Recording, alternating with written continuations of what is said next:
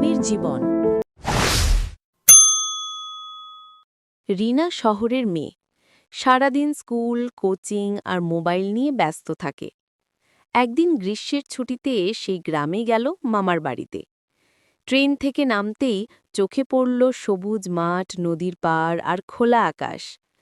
তার মনে হল যেন নতুন এক দুনিয়ায় এসেছে। মামা, এখানে তো কত শান্ত, গাড়ির হর্ন নেই, ধোঁয়াও নেই। এই শান্তিটাই গ্রামের আসল সৌন্দর্য, মা। সকালে ঘুম ভাঙল পাখির ডাক আর মোরগের কণ্ঠে। বাইরে গিয়ে দেখল মেয়েরা পুকুরে পানি তুলছে, ছেলেরা মাঠে গরু চড়াচ্ছে, আর মামি রান্নাঘরে ব্যস্ত। রিনা, আয় মা, গরম ভাত দেই, সাথে দেশি মুরগির ঝোল। উহ, এমন গন্ধ শহরে পাই না মামি।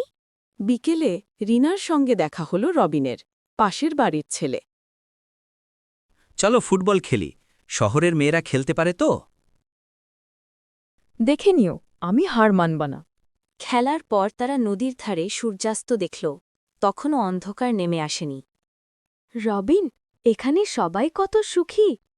আমরা কমে সুখ পাই, শহরের মতো বেশি কিছু লাগে না। রাতে উঠোনে সবাই একসাথে বসে গল্প করল, গানও গাইল, আর রিনা তারা গুনতে গুনতে ভাবল, এখানেই তো সত্যিকারের জীবন, শান্তি, ভালোবাসা আর হাসি।